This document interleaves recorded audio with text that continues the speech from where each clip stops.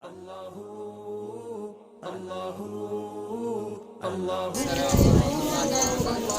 ہیں بھائی آپ لوگ؟ خیریت سے ہیں؟ اچھا ماشاءاللہ بھی میں نے دیکھا آپ لوگ مسجد میں آئے. جس کو جواب آتا ہوگا اور ہم اس سے پوچھیں گے اور جو جواب دے دے گا جناب اس کے لیے ہمارے پاس ایک چھوٹا سا انعام ہے. ٹھیک ہے جی؟ تو کس کو پتہ ہے یہ مہینہ، اس مہینے کا نام کیا ہے؟ ماشاءاللہ ماشاءاللہ بھی بولا، ویری گڈ، بہت اچھا. تو تعلیم بجانی اس کے لیے ماشاءاللہ کا مہینہ ہے یہ، اور ذی الحج کا جو یہ مہینہ ہے اس میں عید الاضحیٰ جس کو آپ بقرہ عید بھی کہتے ہو تو یہ وہ مہینہ ہے. ٹھیک ہے جی؟ اچھا اس مہینے کے اندر جو ہے وہ ہمارے پاس دو خاص ایونٹ آتے ہیں. تو کوئی بچہ بتائے گا ذرا ہاتھ کھڑا کر کے کون سا ایونٹ آتا ہے اس مہینے کے اندر؟ دو خاص ایونٹ ہیں جو دو چیزیں ہو رہی ہوتی ہیں اس مہینے کے اندر خاص طور پہ. جی ویری گڈ، شاباش. ایک تو قربانی ہوتا ہے اور دوسرا کیا ہوتا ہے؟ دوسرا سوچیں. ایک اور ہے جو پوری دنیا سے لوگ ایک جگہ جمع ہو رہے ہوتے ہیں. نہیں، ایک اور خاص چیز ہے مکہ اور مدینہ میں لوگ پہنچتے ہیں، مینا میں پہنچتے ہیں اور جو عرفات جاتے ہیں اور جو ہے وہ وہاں سے پھر مزدلفہ جاتے ہیں، پھر وہاں سے جمرات جاتے ہیں اور پھر وہاں سے جناب خانہ کعبہ کا طواف کرتے ہیں. تو یہ جو پورا عمل ہے جس میں خانہ کعبہ بھی جاتے ہیں، جس میں مینا بھی جاتے ہیں، جس میں سعی بھی کی جاتی ہے، جس میں میدان عرفات بھی جاتے ہیں، جس میں مزدلفہ بھی جاتے ہیں، جس میں جمرات بھی جاتے ہیں شیطان کو کنکریاں مارنے، تو یہ جو سب کچھ کام کیا جاتا ہے اس کو کیا کہا جاتا ہے؟ حج کہتے ہیں. ویری گڈ، کلیپنگ ہونی چاہیے. زبردست ہے یہ جو حج ہے اور یہ جو آپ کے سامنے عید الاضحیٰ ہے، یہ کس کی سنت ہے؟ ہاتھ کھڑا کرنا ہے، ہاتھ کھڑا کرنا ہے. حضرت ابراہیم علیہ السلام. سر ان کو دیجیے گا ماشاءاللہ، کلیپنگ کیجیے ان کے لیے. ویری گڈ بھائی. تو حضرت ابراہیم علیہ السلام کی سنت ہے. اچھا یہ جو حضرت ابراہیم علیہ السلام ہے، نام تو آپ سب نے سنا ہے ان کا. اللہ تعالیٰ کے نبی نہیں، تو اللہ تعالیٰ نے ان کو ایک خاص لقب دیا ہے. ہاتھ کھڑا کر کے بتائیے گا. شاباش، ویری گڈ بھائی، تالیاں ان کے لیے. زبردست، بہت اچھی بھائی. آپ کو دو مل گئی بھائی، زبردست، ویری گڈ. اچھا ہاں تو بھائی خلیل اللہ کا مطلب کوئی جانتا ہے؟ جلدی سے ہاتھ کھڑا کر کے بتائیں گے. شاباش، very good very good very good. بھائی خلیل اللہ کا مطلب ہوتا ہے اللہ کا دوست. پیارے بچوں، حضرت ابراہیم علیہ السلام کو جو خلیل اللہ کا لقب ملا تو پتہ کیوں ملا؟ اس لیے کہ اللہ تعالیٰ نے جب بھی ان کو کوئی امتحان دیا ہے، ہر امتحان کے اندر وہ کامیاب ہوئے، ہر امتحان کے اندر پاس ہوئے.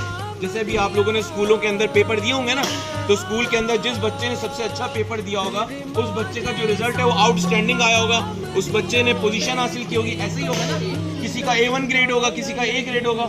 تو حضرت ابراہیم علیہ السلام ہمیشہ اللہ تعالیٰ کے امتحان میں پاس ہوئے.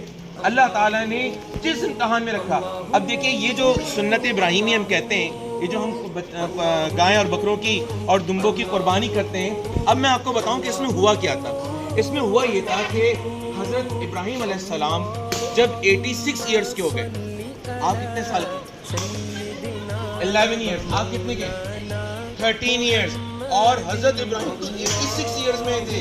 اور 86 ایئر کی عمر میں بندہ کیسا ہوتا ہے؟ یوں ہوتا ہے، ہاتھ میں چھڑی ہوتی ہے اور کمر یوں پکڑ کے جا رہا ہوتا ہے. اس عمر میں اللہ تعالیٰ نے ان کو بیٹا دیا. اس سے پوری عمر میں ان کو بیٹا نہیں ملا. اللہ میاں نے ان کو 86 یعنی 86 سال کی عمر میں اللہ نے ان کو بیٹا دیا، جس کا نام انہوں نے کیا رکھا؟ حضرت اسماعیل علیہ السلام. حضرت اسماعیل علیہ السلام اللہ کے حکم سے، حضرت ابراہیم نے اللہ کے حکم سے اپنی زوجہ کی زوجہ کا نام کیا تھا؟ کوئی بتائے گا؟ ان کا نام لیا حضرت ہاجرہ ان کا نام تھا. اور حضرت ہاجرہ جو ہیں ان کو اور ان کے بیٹے حضرت اسماعیل کو اللہ کے حکم سے کہاں چھوڑنے گئے؟ ایک صحرا کے اندر، ایک ریگستان کے اندر. اور جب وہ چھوڑ رہے تھے تو انہوں نے حضرت ہاجرہ نے پوچھا کہ آپ جو ہیں یہ ان کو چھوڑ کے ہمیں یہاں چھوڑ کر جا رہے ہیں، تو اکیلے ہمیں کیوں چھوڑ کے جا رہے ہیں؟ تو آپ نے جواب نہیں دیا اور آپ آگے بڑھے. تو انہوں نے پوچھا کہ آپ اللہ کے حکم سے چھوڑ کے جا رہے ہیں؟ تو انہوں نے سر ہلایا کہ ہاں اللہ کے حکم سے چھوڑ کے جا رہا ہوں. اور اس کے بعد آپ چلے گئے اس تپتے ریگستان کے اندر، وہاں جہاں نہ کہیں درخت تھا، نہ کھانے پینے کی کوئی چیز تھی، نہ پانی تھا. اور حضرت ابراہیم چھوڑ کے گئے. کیوں؟ کیونکہ اللہ نے حکم دیا تھا کہ اپنی بیوی اور اپنے بچے کو اس جگہ چھوڑ دو. پھر کیا ہوا تھا پتہ ہم لوگوں کو؟ پھر یہ ہوا تھا، ہاں پھر کیا ہوا تھا؟ شاباش، انہیں پیاس لگی، وہ رونے لگے، وہ ایڑیاں رگڑنے لگے اور بیوی حاجرہ کیا کرنے لگی؟ شاباش، ماشاءاللہ ماشاءاللہ بھائی، آپ کے یہ بچے تو زبردست بچے ہیں، ویری گڈ بھائی۔ تو صفا اور مروہ دو پہاڑی تھی، اور دونوں پہاڑیوں کے درمیان چکر لگاتی، اوپر جاتی، دیکھتی کہ کوئی قافلہ آ رہا ہے، اوپر جاتی دیکھتی کوئی قافلہ آ رہا ہے، تاکہ کس سے پانی کچھ کھانے کو مل سکے۔ لیکن ایسا کچھ نظر نہیں آیا۔ کتنی دیر میں ننھے اسماعیل نے ایڑیاں رگڑی اور وہاں سے پھوٹا کیا؟ پانی، چشمہ پھوٹ گیا۔ اور اس چشمے کو روکنے کے لیے کیا کہا تھا انہوں نے؟ زم زم، زم زم کا مطلب کیا ہوتا ہے؟ رک جا رک جا، زم زم، رک جا رک جا، اور وہ وہاں رک گیا۔ اور میرے پیارے بچوں، یہ تو ایک تھا امتحان۔ اب جب ننھے اسماعیل آپ جیسے ہو گئے، 11 12 13 سال کے ہو گئے، اب سوچئے اللہ تعالیٰ نے ابراہیم علیہ السلام کو کہا جائیے اس سرزمین پر جہاں آپ اپنے بچوں کو چھوڑ کر آئے تھے، جائیے ذرا جا کے دیکھیے تو صحیح، ہم نے پورا شہر آباد کر دیا وہاں پہ۔ اب جب حضرت ابراہیم علیہ السلام آئے اور انہوں نے دیکھا کہ بھائی بہت زبردست، یہاں تو پورا شہر آباد ہو گیا۔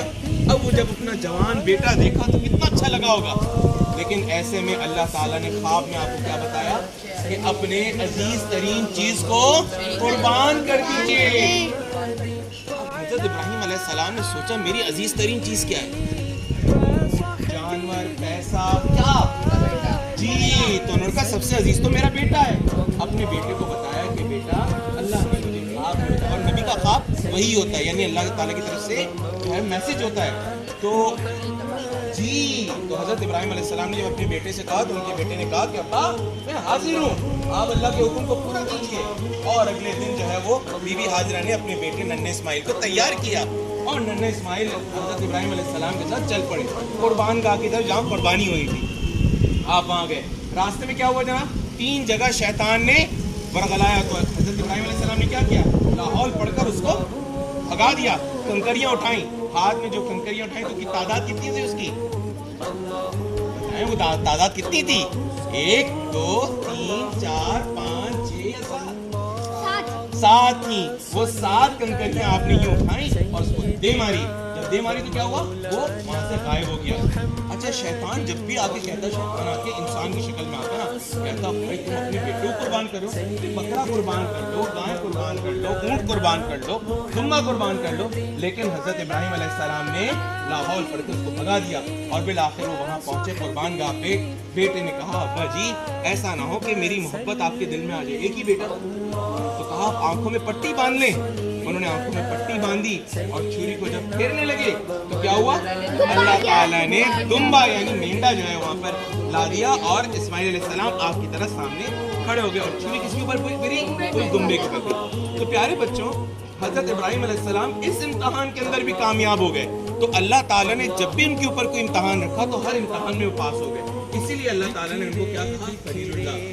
اب یہ جو ہم قربانی کرتے ہیں دراصل ہم ان کی سنت کرتے ہیں۔ اگر اس دن اگر بیٹا قربان ہو جاتا تو کیا ہوتا؟ آج ہم میں سے کوئی ہوتا نہیں۔ تو یہ اللہ تعالیٰ کی مہربانی تھی کہ اللہ تعالیٰ نے اللہ تعالیٰ نے بیٹے کو قربان نہیں کرانا تھا، اللہ تعالیٰ تو دیکھنا چاہتا تھا کہ میرے حکم کی خاطر میرا بندہ کیا کچھ کر سکتا ہے۔